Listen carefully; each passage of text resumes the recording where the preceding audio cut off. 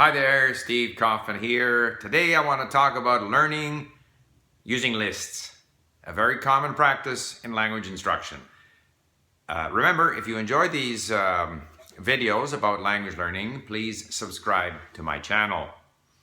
Most learning books, or many of them, will start with lists. For example, I mentioned earlier that I bought this Living Language series. And they not only start with lists, they continue to use lists, as far as I can tell, throughout their, throughout these books. So they start out with the sounds of the language. That's a list. Of course, the Greek letters is a list. Then we have colors, parts of the body, rooms in the house, members of your family, numbers.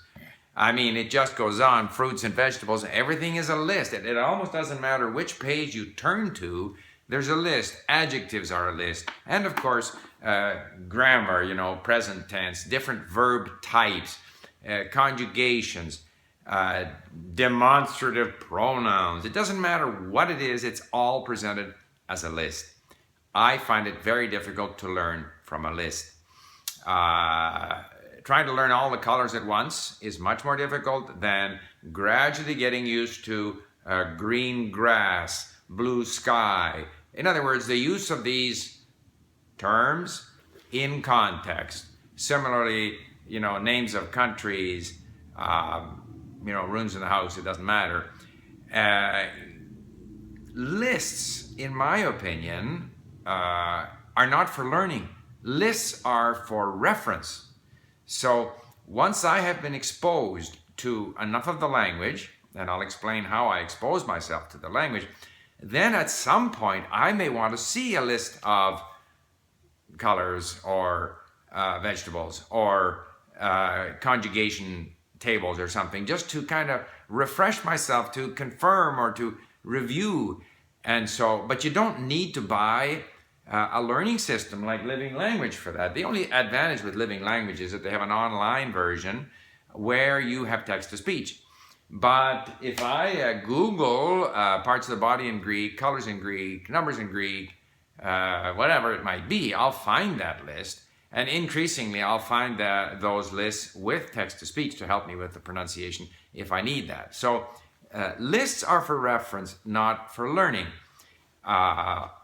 One of the best ways to become familiar, to create that familiarity where you are kind of grazing and going over the same material in different situations, different contexts, meeting the same words over and over again, gradually reinforcing your grasp on all of this. One of the best things I've seen is those mini stories that I've mentioned before. Piotr at realpolish.pl developed for learning Polish.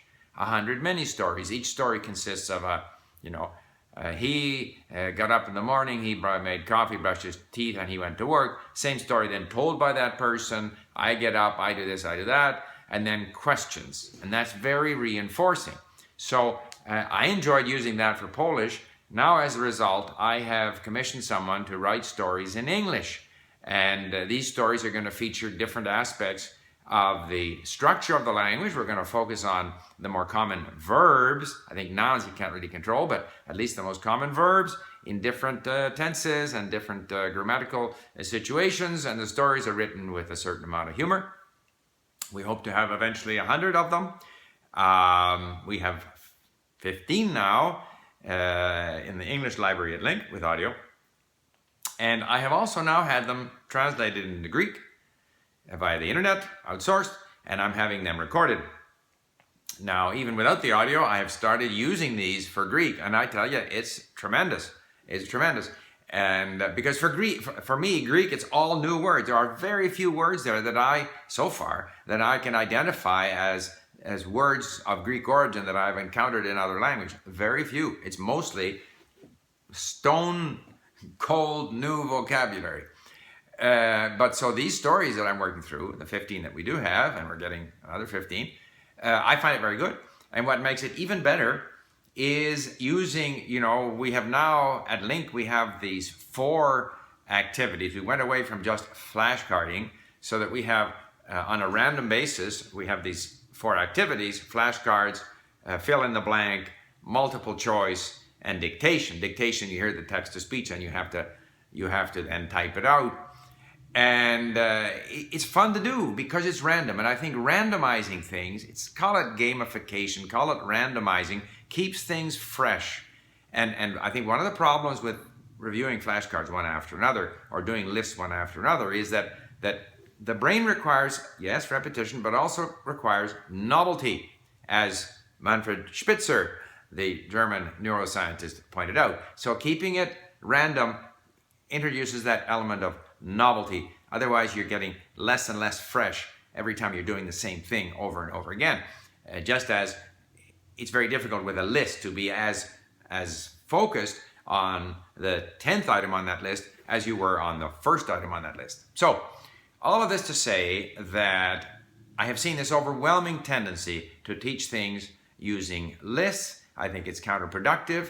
I think the list should be made available as a reference, and that learning, as Stephen Krashen so rightly points out, has to be based on compelling input, compelling content.